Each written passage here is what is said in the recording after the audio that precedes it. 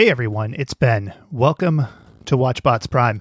The music indicates that we are back. The world is obviously still a hellscape, and I don't want to forget that. You know, if you're protesting or donating, keep doing what you're doing. Keep fighting the good fight. But I think too much time on the internet, or too much time on Twitter, or in the news especially, it's all like that Stanley Spadowski fire hose scene from UHF, right? So the kid climbs up and he's really excited to get a hit of the hose and it just knocks him backwards. You know, you get too much of that fire hose and you're not going to have much of a face left or a brain. And I think if you have the capacity to take a break, do it. Everybody needs a little bit of a break here and there. And hopefully we can provide that with inane banter about cartoons and what we ate for lunch and things like that. So we're back on schedule here.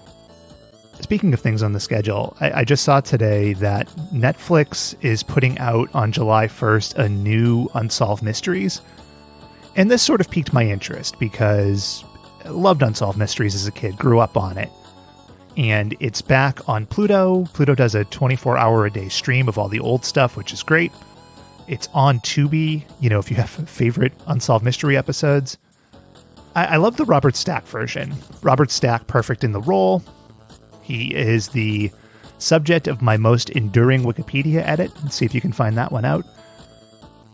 When they brought Dennis Farina in just to narrate the old segments again, that always felt a little weird. This Netflix series is even weirder, right? Because it's 12 episodes, but as far as I can tell, each one focuses on a separate mystery. And that's not what Unsolved Mysteries is all about, right? Unsolved Mysteries is a show that's half grisly serial killers and bizarre disappearances and half ghost stories that are very improbable and lost loves that are very heartwarming but ultimately very boring. Like, I don't want to watch like a serious American Vandal style show for an hour. There's a million Discovery Channel shows and History Channel shows that do that.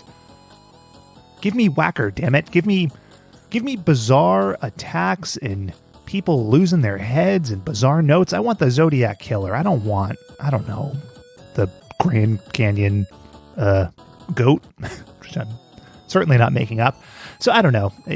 Again, I hate sounding like an old man all the damn time. Like, if they brought Unsolved Mysteries back with a different host and the same general format, I'd be cool with it. You know, I didn't watch the new Twilight Zone, but Jordan Peele seems like a good fit. You know, bringing good actors, make it work. But why call it Unsolved Mysteries if it's not? It's bullshit, damn it.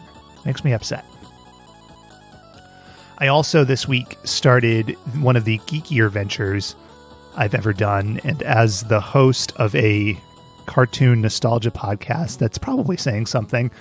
So for Star Trek, the original series and the Next Generation, Paramount worked with some super fans to remaster the original series, right? So they went back into the old tapes, they updated some of the effects, they upscaled everything into high definition, really made this stuff look pretty gorgeous for stuff that's 50 and 30, 35 years old, respectively. But the Next Generation didn't really sell, and so they stopped. So Enterprise, the movie's already in high def to an extent, but Deep Space Nine and Voyager are not.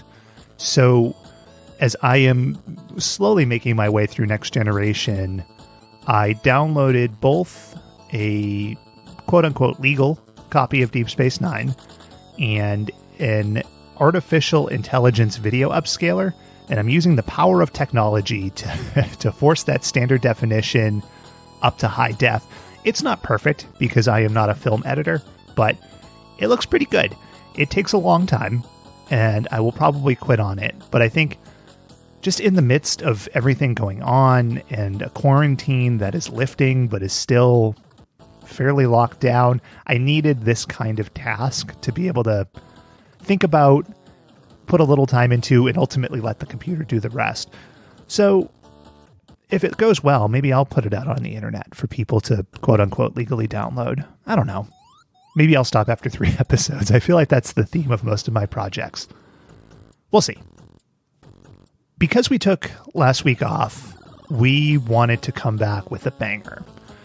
And I sat down and I thought, and Anybody who has listened to our broadcasts for 5 minutes knows I'm a man who loves bad ideas and things spun off of things. So let's take a field trip back to 1980.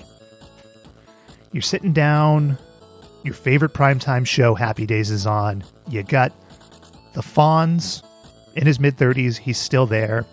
You've lost Ron Howard. You've lost some of the original cast. But Happy Days is still kind of chugging along. And you think to yourself, what if the gang met a time-traveling alien and went on wacky adventures with a dog that can talk? Well, 1980s you are in luck, because that very thing happened. When Gary Marshall, executive producer, Hanna-Barbera get together, they bring a sci-fi sensibility to a 1950s TV show. This is the Fonz and the Happy Days gang. We've got it all together now, gang. The Fonz. His doggy name, Mr. Cool, and the Good Group. One flaky time machine, and a future chick named Cupcake.